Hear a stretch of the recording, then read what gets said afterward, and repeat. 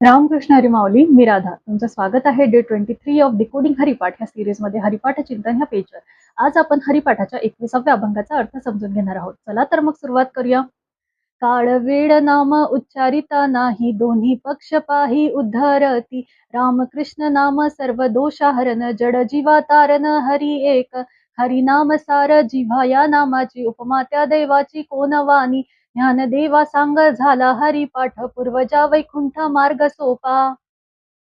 बघा, माऊली आजच्या अभंगातून आपल्या जीवनाला एक नवीन दिशा देण्याचा आणि एका नवीन प्रवाहात जीवनाला नेऊन सोडण्याचा मार्ग आपल्याला सांगतात. तर माऊली आपल्याला पहिल्याच चरणात म्हणतात, की "काड वेड नाम उच्चारिता नाही, दोन्ही पक्ष पाहे उद्धरती."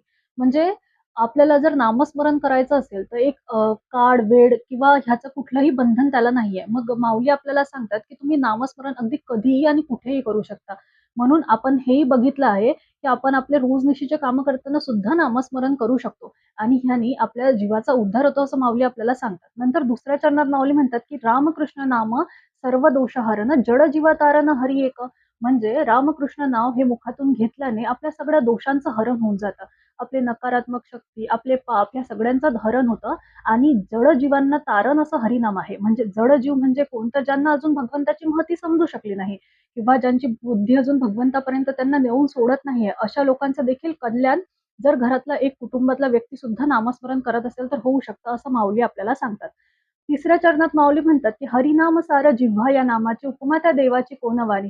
म्हणजे जर जिभेने तुम्ही फक्त तुमचे रोज प्रपंचातल्याच गोष्टी बोलत आहात किंवा एकमेकांची निंदाच करत आहात आणि कुठलंच पुण्याचं काम करत नाहीये, तर आपल्याला भगवंतांनी जीभ ही हरिनामाच्या उच्चारासाठी दिली आहे आणि त्या भगवंताची, त्या परमशक्तीची उपमा आपण त्याचा महिमा काय वर्णन करतात असं माऊली आपल्याला म्हणतात. नंतर शेवटच्या चरणात माऊली म्हणतात, की "ज्ञानदेवा सांग झाला हरिपाठ, पूर्वजा वैकुंठ मार्ग सोपा."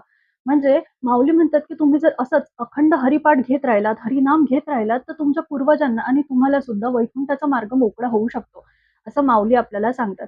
म्हणजे बघा, आपल्या जीवनाला जर आपल्याला नवीन प्रवाह द्यायचा असेल, आपल्यात जर सकारात्मक ऊर्जा आणायची असेल, तर माऊली आपल्याला अगदी साधा सोपा उपाय सांगतात, तो म्हणजे हरीचं नामस्मरण.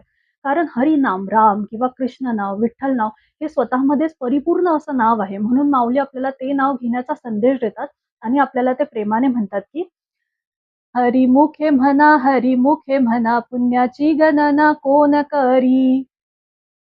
कमेंटमध्ये हरी हरी नक्कीच लिहा आणि व्हिडिओ आवडल्यास चॅनलला सबस्क्राईब करा.